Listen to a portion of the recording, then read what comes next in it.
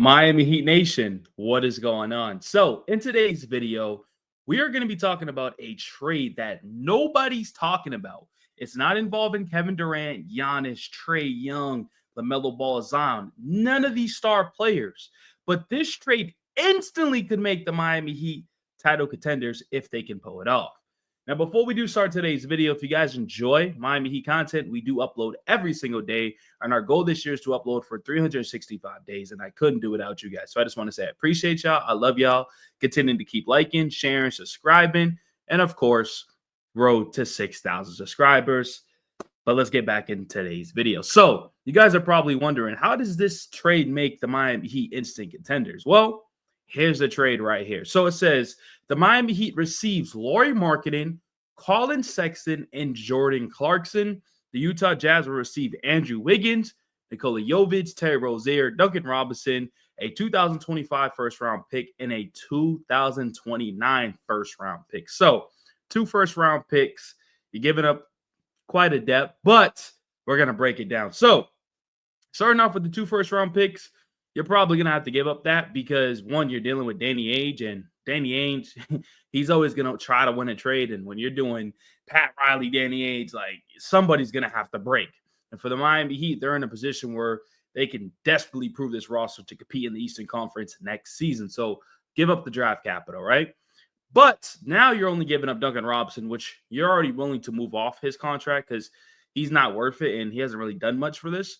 We don't care about Terry Rozier, and we can care less about Wiggins. So we have 3 players on the roster that miss the end of the those things where they're supposed to talk to the media. Yeah, they missed all that media availability.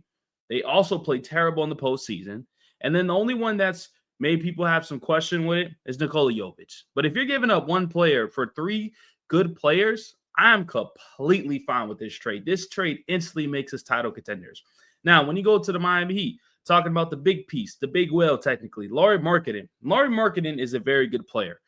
He could play the small forward to the power forward position. And I'm going to show you guys his stats on the screen. Now, I will say last year was a down year. It was. And maybe we can try to maneuver that, work with that. Be like, well, listen, he didn't have his best season. He only played 47 games. Maybe only give 1 first-round pick. But, yeah, he only averaged 19 points a game, 42% from the field, 34.6% from the three-point line, 5.9 rebounds, 1.5 assists, and 0.7 steals. The season prior, though, and the season after that, those were his best years, putting up 25, 26 points a game, 23 points a game, shooting 48% from the field, 40% from the three-point line. I mean, his career from the three-point line is 37%. You bring that size, he's about 6'11". Well, no, his wingspan is 6'11", his height 7 feet. So to have a 7-foot monster on your team that's not known as a great defender, but is known as an elite bucket getter, that's what you want near Bam. Like that's a very good addition. I'm not really overthinking what happened last year. The Jazz were just a mess. So we're going to pass that. But the 2 years before that, he was great. Now, when we do look at the contract, you're going to be like, well, it is kind of hefty. Yeah, and it is, right? He's making about $46 million, 46.3 to 46.1. So actually his contract does go down here, but then it goes back up to 49 to $53 million. So, it is pretty high, but I will say, though, you still have a very, very young player who's only like 27, 28 years old who could fit this time frame of Bam Adebayo. Remember, we want somebody that could fit the time frame of Tyler and Bam Adebayo. So I would love the addition of Lauri Markkanen. You can have different lineups out there, Bam and Lauri Markkanen. You can have Lauri Markkanen, Kel'el Ware. You can have Kel'el Ware, Lauri Markkanen. You can switch it up. That's the beauty of it. Kel'el Ware the center, Markkanen the 4. And Bam Adebayo is also not that guy that's going to take that. Well, I don't want to say he's not going to take that leap, but not known as a great offensive scorer. You get that in Lauri Markkanen. Another option to help out Tyler Hero, the 1A, 1B stuff. I love it. But my favorite part of this trade is the depth that we're going to receive out of it. Depth always wins championships. If you look at the Pacers right now, they're going 9-10 deep. Collin Sexton is a Miami Heat. I'm surprised he hasn't been on a Miami Heat. Like, he's literally the perfect fit. Completely love him. He's a pest. He had an amazing season last year for the Utah Jazz. I'm going to put up his stats on the screen so you guys can see what I'm talking about. But, I mean, dude, he averaged 18.4 points a game, 48% from the field, 40% from the three-point line, 4.2 assists. The year after that, 18.7, 48.7, 39%. I mean, these are very, very solid numbers. Look at the numbers that he put up when he was playing: 21, 20, 15, 18, 27. This is the type of player that you want on the Miami Heat. Him and Davion Mitchell, you could say two pit bulls. That's fun right there. That's what you have a lot of fun with Collin Sexton and Davion Mitchell, right? Sexton can play the 1 or 2, so I don't think it's gonna, play a factor in the Davion Mitchell situation. And then, we look at his contract. This is a very good contract for a very solid player that can add depth to this team. Look at this, $18.3 million to 19.1. Come on, guys. This is the type of player that you desperately want on the Miami Heat team. And, we can worry about a contract extension later, but he could come off the bench. He can start. He could be that 6-man factor, another shooting guard, another guard on this team that you could, rely on scoring. He can create his own shot. We lack that a lot. When you go to the bench unit, not a lot of players can create their own shot. That was another problem. But once again, another scoring player to help out Tyler and Bam. I mean, this is excellent. A very good contract. He fits the Heat culture, a very pesty defender, offensively got better. I mean, I personally love the addition of Collin Sexton more than Lauri Markkanen, in my opinion. I really, really do.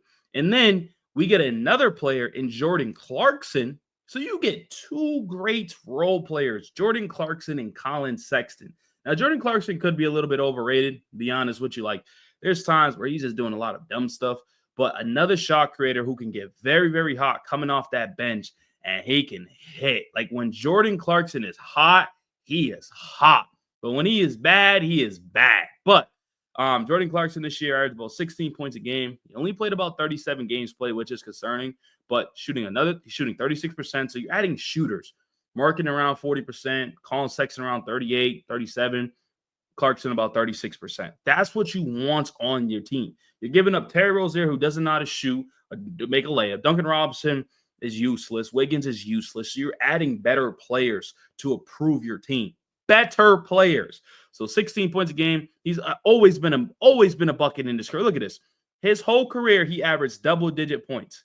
Even if it's not the best double-digit points, his whole career. Not a lot of people can say that. Since 2014, 2015, since he got to the Lakers, he's averaging double-digit points. He is professional 6'7" man coming off that bench, and he can score. So I would personally love to have Jordan Clarkson on my team. And then when we look at the contract situation, which will be right here, I don't think it's, too bad at all, right? $14 million, $14 million. So you get 14 for a role player that's going to be better than any other role player that's coming off our bench. I'm taking it. So this would be a potential starting lineup, depending, what we do with Davion. But Sexton, Tyler, Lauri Markkanen, Bam, and Kelly Ware. Like I said, you could put Lauri Markkanen at the 3. He's 7 feet. So we will have a really, really strong lineup right here, right? We could do this. We can, have him at the 4, Bam at the 5, even though I know you don't want to play the 5 and stuff like that. Listen, you can have Davion Mitchell starting and have Sexton and Clarkson coming off the bench. And then you have Mitchell, Tyler, Markkanen, Bam, and Kelly Ware. I mean, guys, there's endless good things I could talk about this trade, man. So this is a trade that needs to be talked about a little bit more. I get the Kevin Durant's and I get the Giannis's, but if we're only giving up, we're trying to offer these type of players and these type of picks for Kevin Durant and Giannis, they'll probably laugh at us. But for a player like Markkanen, Sexton, and Clarkson, giving up 2 first-round picks for a team like the Utah Jazz, or they're completely going nowhere, I think it's amazing. So once again, hope you guys enjoyed today's video. Continue to keep liking, sharing, subscribing. I appreciate y'all so much. I love y'all, and I'm out.